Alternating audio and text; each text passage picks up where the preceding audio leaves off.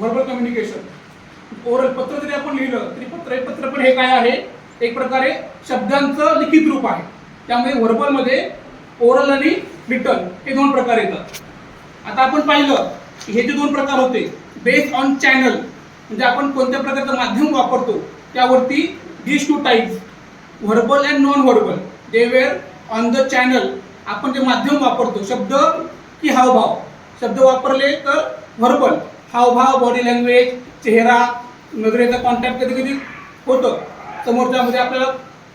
आता मी सांगतो, मी कबड्डी होतो, आमची डेला कबड्डी टीम होती, तर आम्ही साईडला खेळायचो, तर काय व्हायचं असे हात पकडले जातात बरोबर. समोरच्या मला सांगतो तुम्हाला काय बोललं की मला जर त्याची घोटा पकडायचा असेल, आपण घोटा कबड्डी करतो, तर मी काय करेन, तुला फक्त मधलं बोट मी असं माझा हात असं पकडलेला ना, मी मधलं बोट असं घासेल. त्यावेळी काय करायची, पकड ढिली करायची आणि मला हात तू ढिला केलं की मला जर वाटलं की मी ह्याची घोटा पकडू शकतो, तर मी काय करेन, तुझा हातामध्ये फक्त आतल्या हाताला असा मधलं बोट मी खाजवीन की तू समज कम्युनिकेशन झालं की आता ह्याला घोटा पकडायचा. मी काय करणार, माझी पकड ढिली करणार आणि त्यावेळी पटकन तू माझा हात सोडून समोरच्या प्लेटचा घोटा पकडू शकतो. हे पण एक प्रकारे काय झालं, व्हर्बल कम्युनिकेशन. शब्द न वापरता बॉडी लँग्वेज वापरली किंवा बॉडी गेस्चर वापरलं, त्यामुळे काय झालं, त्याचा जो संदेश होता, त्याची जी आयडिया होती ती माझ्यापर्यंत पोहोचली. आता हे झालं.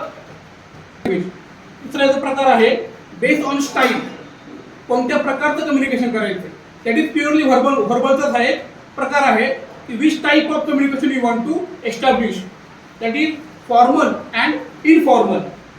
So what is formal communication? The definition says formal communication is a flow of information through formally established channels in an organization. म्हणजे कुठल्याही संघटनेमध्ये किंवा कुठल्याही एखाद्या संस्थेमध्ये जी कार्यप्रणाली ठरवून दिलेली आहे, एक हायरार्ची असते, प्रत्येक क्षेत्रामध्ये उतरण असते किंवा चढवणूक असते. आपण जर म्हटलं शिक्षक, मुख्याध्यापक, केंद्र प्रमुख, नंतर मग विस्तार अधिकारी, शिक्षणाधिकारी, उपशिक्षणाधिकारी, मग शिक्षणाधिकारी, शेवटी कोण आपली अपॉइंटिंग अथॉरिटी असतात आपले माननीय मुख्य कार्यकारी अधिकारी. ही जी हायरार्ची आहे त्यामध्ये काय असेल, अगदी तुमचा रजेचा अर्ज लिहिण्यापासून तर अगदी तुमचा चट्टोपाध्यायाचा प्रस्ताव मंजूर करेपर्यंत हे जे सगळं आहे ते कशामध्ये येतं, formal communication. It can be oral और इट कॅन बी रिटन. आपण जेव्हा साहेबांसमोर उभं राहतो त्यावेळी आपली बोलण्याची भाषा असते, त्याला मर्यादा असतात, बॉडी लँग्वेजला मर्यादा असतात. साहेबांसोबत आम्ही असं पण उभं राहू शकत, त्यामुळे बॉडी लँग्वेज असते, त्या प्रकारे ते प्रॉपर कम्युनिकेशन आपण करू शकतो. याला काय म्हणतात, फॉर्मल कम्युनिकेशन. याला काय असतात, मर्यादा असतात. It is always controlled by process. त्यामध्ये प्रोसेस ठरलेली असते, त्या प्रोसेसद्वारे हे फॉर्मल कम्युनिकेशन हे कंट्रोल केलं जातं. हायरार्चिकल इन नेचर, म्हणजे त्याच्यामध्ये जे पदांची जी उतरंड असते त्या उतरंडीनुसार आपल्याला कार्यवाही करावी लागते. यामध्ये बघा, यामध्ये पण 4 अजून प्रकार पडतात. कशामध्ये, फॉर्मलमध्ये पण एक आहे डाऊनवर्ड कम्युनिकेशन, दुसरा आहे अपवर्ड कम्युनिकेशन, तिसरा आहे हॉरिझॉन्टल कम्युनिकेशन आणि चौथा आहे डायगोनल कम्युनिकेशन. आता पहिलं आपण जर पाहिलं की डाऊनवर्ड कम्युनिकेशन म्हणजे आपलं जे फॉर्मल कम्युनिकेशन जे आहे त्या फॉर्मल कम्युनिकेशनमध्ये वरच्या लेवलचा एखादा अधिकारी ज्यावेळी त्यापेक्षा निम्न स्तरावरती काम करणाऱ्या अधिकाऱ्याला किंवा कर्मचाऱ्याला जे कम्युनिकेशन करतो त्याला काय म्हणतात, डाऊनवर्ड कम्युनिकेशन. हे बऱ्याचदा आदेश रूपामध्ये असतं. आदेश, ऑर्डर्स, चौकशी हे कसं असतं, डाऊनवर्ड मध्ये असतं. याच्या विरुद्ध अपवर्ड कम्युनिकेशन म्हणजे संस्थेमधला एखादा खालच्या स्तरावरती, खालच्या पातळीपर्यंत यूज करणार नाही, खालच्या स्तरावरती काम करणारा कर्मचारी आहे त्याला जर आपल्या वरच्या लोकांशी कम्युनिकेशन करायचं असेल तर त्याला काय म्हणतात, अपवर्ड कम्युनिकेशन. तुमच्या रजेच्या अर्जापासून जे सुरू होतं, मुख्याध्यापक, केंद्र प्रमुख हवे असेल तर गशींना काय अर्ज करावा लागतो, गशींना हवे असेल तर तिथे ठरलेलं असतं. त्यामध्ये फारसा बदल करता येत आपल्याला नाही. त्यामध्ये भाषेची मर्यादा असते, शब्दांची मर्यादा असते, बॉडी लँग्वेजची मर्यादा असते. त्याला म्हणतात फॉर्मल कम्युनिकेशन. तिसरा प्रकार जो आहे त्याला म्हणतात हॉरिझॉन्टल. एक आपण पाहिलं डाऊनवर्ड कम्युनिकेशन, दुसरं अपवर्ड कम्युनिकेशन, तिसरं आहे हॉरिझॉन्टल कम्युनिकेशन. जे समान पातळीवरती काम करणारे आहेत, शिक्षक आहेत, ते आता चर्चा करतायत. ते थोडंसं काय असतं, त्यामुळे थोडासा इन्फॉर्मल व्हायला संधी असते. आपण एका वयाचे असतो, एका पातळीवरती सगळे शिक्षक आहोत, वयाने काय 4 पदाच्या मागे पुढे असतो, त्यामुळे एक प्रकारे थोडीशी त्यामध्ये काय असते, शिथिलता असते. आणि चौथा आहे डायगोनल कम्युनिकेशन. त्यामध्ये निम्न स्तरचे, मध्यम स्तरीय आणि उच्च स्तरीय जेव्हा सर्वजण एकत्र येऊन कम्युनिकेशन करतात, काही मीटिंग असेल, कार्यशाळा असेल किंवा काही एकत्र असेल, त्यावेळी काय होतं, हे सर्व लोक एकत्र करून कम्युनिकेशन करतात. म्हणजे थोडक्यामध्ये समजा मी आहे, थोरात सर आहे, जिल्हे सर आहे, पवार सर आहे, आम्ही चौघजण चर्चा करतोय आणि तेवढ्या तिथले सुर्वे सर आले, तर पटकन काय झाली, हॉरिझॉन्टल कम्युनिकेशन कशामध्ये कन्वर्ट झालं, डायगोनलमध्ये. कारण वरच्या स्तरावरचा एखादा अधिकारी तिथे आला, आपोआप काय होते, शब्दांची मर्यादा पाळावी लागते. हॉरिझॉन्टल कम्युनिकेशन कसं झालं, पटकन एका क्षणामध्ये डायगोनल होऊन गेलं. त्यानंतर बघा दुसरा प्रकार आपण जो पाहिला, इनफॉर्मल कम्युनिकेशन. म्हणजे informal communication refers to communication based on personal relations which is unstructured, unofficial and unplanned. यामध्ये तुम्हाला कुठलीही मर्यादा नाही आहे. मित्र इंडिव्हिज्युअल आपल्या वैयक्तिक आपल्या नातेसंबंधावरती आधारित हे कम्युनिकेशन असतं. यामध्ये मित्र असू शकतात, शिक्षक असू शकतात. त्यामध्ये कुठलंही बंधन नसतं की ह्याच नावाने हाक मारले पाहिजे, साहेबच बोललं पाहिजे, सरच बोललं पाहिजे, रिस्पेक्टेडच बोललं पाहिजे, असं काही नाही. 4 मित्र एकत्र आले, त्यांनी एकत्र चर्चा केली आणि त्यामध्ये जे काही त्यांचा मोड ऑफ ऑपरेशन असतो, in the way in which they communicate with each other, that is called as informal communication. यामध्ये कुठल्याही प्रकारचं बंधन नसतं. टोपण नावं असू शकतात, साधी नावं असू शकतात. आपण ते कम्युनिकेशन पण बघा, आपण जेव्हा 9वी 10वीला होतो त्यावेळी आपल्याला पत्रलेखनचा एक प्रकार होता. पत्रलेखनच्या प्रकारामध्ये एक ठरलेलं होतं, जर तुम्हाला रजा मागायची आहे तर वरती कोणाला लिहायचं, खाली पण सांगायचे आपला आदरार्थी, आपला कृपाभिलाषी, your respected, your willing your obligated, असे त्याचे बरेच काहीतरी होते. हे सगळे कशामध्ये होतं, सगळे कम्युनिकेशनचे प्रकार होते. फॉर्मलमध्ये काय असतं, त्याचं फॉर्मल असतं आणि इन्फॉर्मलमध्ये काय असतं, मित्र-मैत्रिणी असतील किंवा एकाच स्तरावरती काम करणारे कर्मचारी असतील, ते मित्र म्हणून जर कम्युनिकेशन करत असतील तर त्याला काय म्हणायचं, इनफॉर्मल कम्युनिकेशन. आता हे झालं. आता if we want to develop our communication skill, so what we can do for that? Thorat sir, what can we do to enhance our communication skill?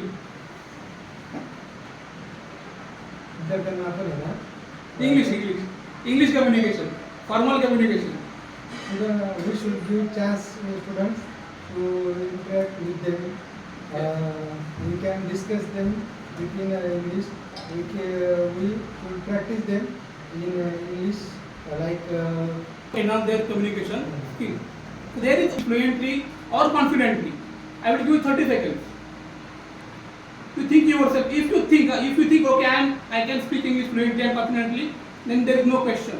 But if you think that I can't speak English fluently and confidently, so just take 30 seconds and just give me one answer. So this is the major reason I can't speak English fluently and confidently. Close your eyes and think over it. Why I am not able to speak English confidently and fluently? we don't practice. Yes, the reason is we don't practice. Anyone else? Why can we speak Marathi fluently and confidently? All the reason that I don't have confidence, I don't have environment. How will confidence come? We can speak Marathi fluently because that is our mother tongue. The major reason that we don't speak English fluently and confidently, the first and major reason is vocabulary. Let the grammar aside. Even we know my daughter is also in English medium school. They just speak confidently. They speak terrible English, but they speak it confidently. Just like our students speak Marathi confidently, they speak English confidently. So we think, oh, मस्त बोलते. ते ज्याला कळते त्याला कळते की मस्त बोलते, पण ती फक्त बोलते. वोकॅब्युलरी ह्याला काय म्हणायचं, आपण सुरुवात करतो आता आपल्या मनात सगळ्यातपर्यंत काय आहे, आपली जी थिंकिंग प्रोसेस आहे ती मराठीमध्ये, बरोबर. मग आपल्या मनात जे वाक्य तयार असतं, पल्लेदार वाक्य तयार असतं. आज मी गावाला गेलो, छान शेतीवाडी बघितली. आता मी गेलोला काय म्हणायचं, आय वेंट. आता ही सोपी वाक्य. I went to village, I saw my mango form house. ते आपण म्हणू शकतो. ज्यावेळी थोडंसं वरच्या लेवलला आपण जातो त्यावेळी काय होतं, शब्द आपले कमी पडतात. हे सगळं जे आहे हे वरवरची कारण आहे. कॉन्फिडन्स काय येत नाही, कारण व्होकॅब्युलरी नाही. मला माहिती आहे, आता मी कशा शशी थरूर नाही आहे की कुठलाही शब्द त्याने काढून बसलं तर त्यांचं इंग्लिश म्हणजे आजही इंग्लिश भारतामध्ये किमान टॉप लेवलचं इंग्लिश तेच बोलू शकतात. त्यांनी जर 4 वाक्य बोलली तर आमच्या त्या माणसाला डिक्शनरी काढायला लागते, त्यातले शब्द सापडत नाहीत. ते कधी अमेरिकन बोलतात, कधी फ्रेंच इंग्लिश बोलतात. त्या लेवलचं आपल्याला व्हायचं पण नाही ना. आपल्या समोर जी मुलं आहेत ती बोलणं कधी हे करतील, when their vocabulary will increase. सामान्य शब्द आहे, तुम्ही ज्या रोजच्या वस्तू आहेत इंग्लिश शब्द, पेन, आता शब्द काही असे आहेत की ते मराठी नाहीत इंग्लिश आहेत हे मुलांना सांगायला लागतं. आता आमच्या शाळेमध्ये मी पकडून देतो की वस्तू स्पेलिंग, प्रोनाऊन्सिएशन आणि मिनिंग हे लिहायचं. तर मुलं लिहितात table table table, TABLE table, टला एक मात्रा, ब आणि ल टेबल, आणि मराठी पण टेबल. पेनचं पण तेच, PEN पेन, पेन आणि पेन. मग त्या मुलांना विचारणार ह्याला टेबल नाही म्हणत, टेबल इंग्लिश शब्द आहे, नाहीतर मराठी शब्द आहे. आता म्हणाले बाबा ह्याला मेज म्हणतात, जरा तुम्ही काही पण सांगता म्हणे, लगेच टेबल म्हणतात. अरे म्हणलं नाही, ह्याला मेज म्हणतात. पेनला काय म्हणतात म्हटलं, पेनला लेखणी म्हणतात म्हटलं. लेखणी पण कोणती, बॉल पेन असेल तर लेखणी. आणि शाई पेनला काय म्हणतात,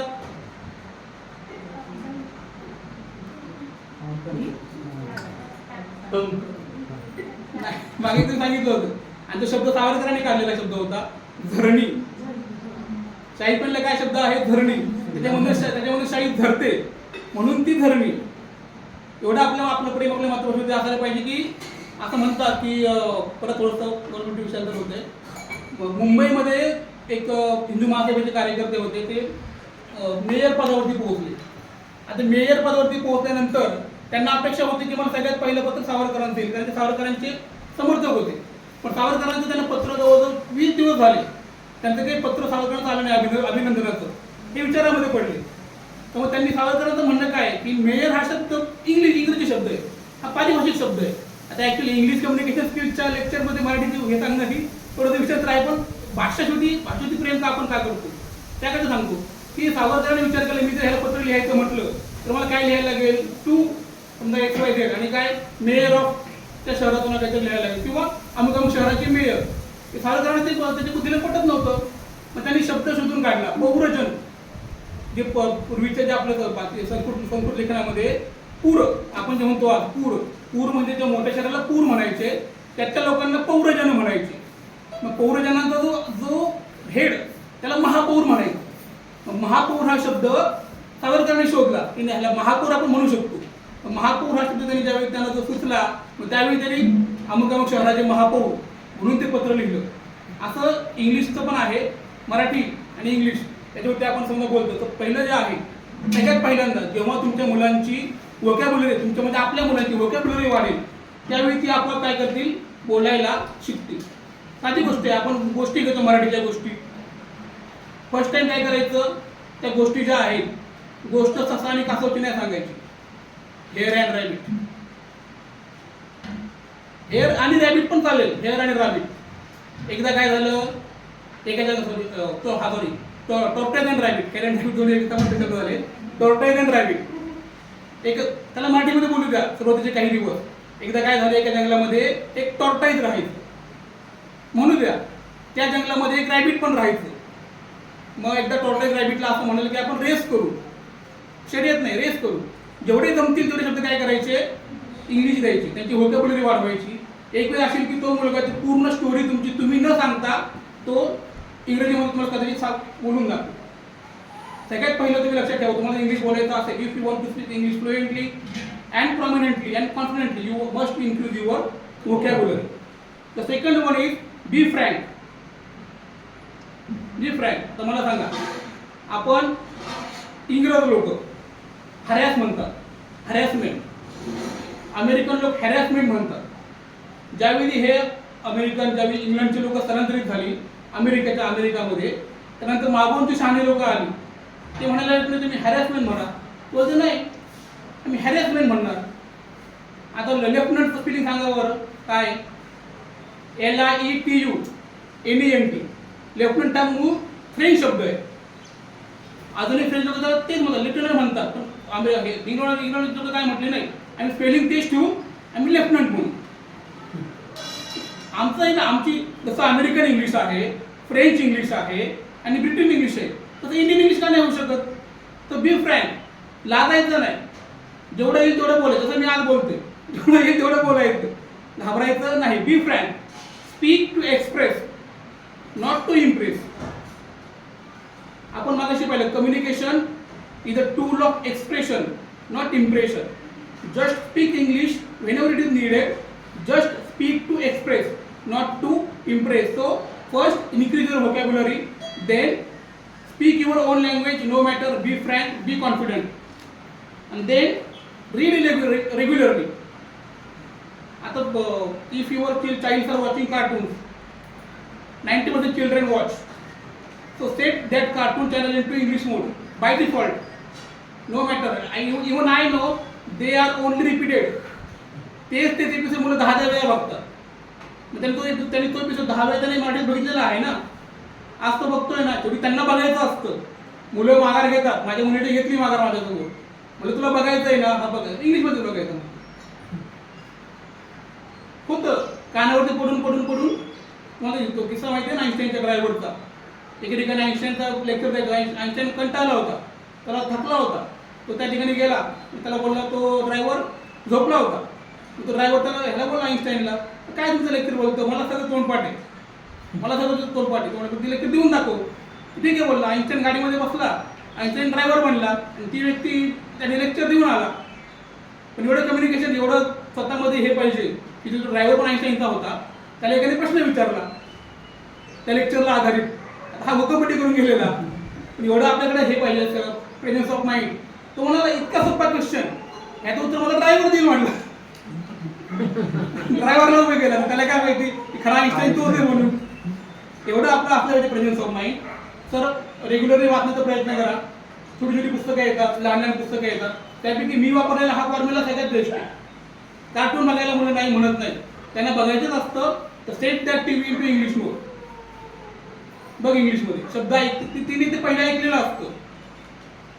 ते जेव्हा ते इंग्लिशमध्ये ऐकतात त्यावेळी त्याची व्होकॅब्युलरी वाढते, कॉन्फिडन्स वाढतो.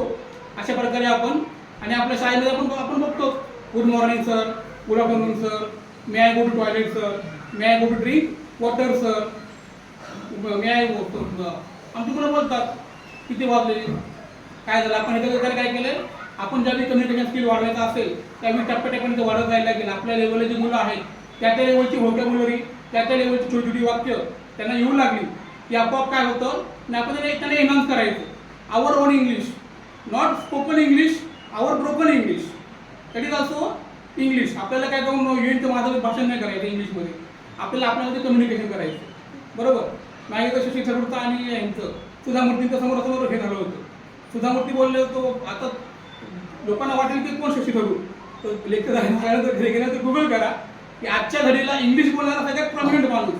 इंग्लिश म्हणजे की त्यांनी शब्द असे असतात, जसं मराठी भाषा आहे, तर मराठी भाषेमध्ये कुसुमाग्रज पण आहेत. कुसुमाग्रज ज्या उपमा दिल्या, जे अलंकार दिले, तसे आपण देऊ शकत नाही. तसं इंग्लिश बोलणारे भरपूर आहेत, पण जसं मराठीमध्ये कुसुमाग्रज आहेत, म्हणजे त्यांची प्रतिभा सांगत नाहीये मी, पण त्या लेवलचे शब्द तोच पण वापरू शकतो. बरोबर. आणि त्याच्या आधी पण एक व्यक्ती कोणतरी होती की नेहरूंची भाषणं, जे भाषणं, those speeches that Nehru use to deliver in United Nations or any other European or American country, the speech was given to that person. He was an English literate professor. He used to check Pandit Nehru's speech. So a teacher can do a work of that level also. His command over English, his vocabulary over English, and the sentences he built. That is, in United Nations, a single word or a misspelling that can lead to various other meanings also. So whenever there was a person, I don't remember his name, but in our era, Shashi Tharoor is supposed to be the prominent English speaking person. So one day, Sudha Murthy, she is also a wife of Narayan Murthy, founder of which company? Infosys. So they both write in English. So Sudha Murthy asked him, why do you write too much difficult English? Even I can't read your books. Even I have to look for a dictionary to read your books or read your articles in newspaper. He said, I speak English very low level. Anybody can understand. So language should always be a bridge, not a barrier. भाषा ही नेहमी काय असली पाहिजे, एक सारखं असला पाहिजे, पूल असला पाहिजे की एखादं मस्तपैकी येते म्हणून धाड दादा इंग्लिश बोलायचं आणि मला फार येतं ह्या थाटात जाऊन बसायचं, याला काही अर्थ नाही, सर्वांना समजेल, सर्वांपर्यंत पोहोचेल. अशा प्रकारे आपण काय केलं पाहिजे, आपलं कम्युनिकेशन डेव्हलप केलं पाहिजे. जेवढा मला वेळ मिळाला ते वेळेमध्ये जेवढे काही तोडकमोड ज्ञान मला भेटलं ते मी तुमच्यासमोर मांडलं. तुम्हाला समजलं असेल तर तुमचं कौशल्य, समजलं नसेल तर मी कमी पडलो असं समजतो. आणि आपल्या अध्यक्ष आपल्या साहेबांच्या परवानगीने मला दिलेला विषय मी इथे संपवतो. धन्यवाद.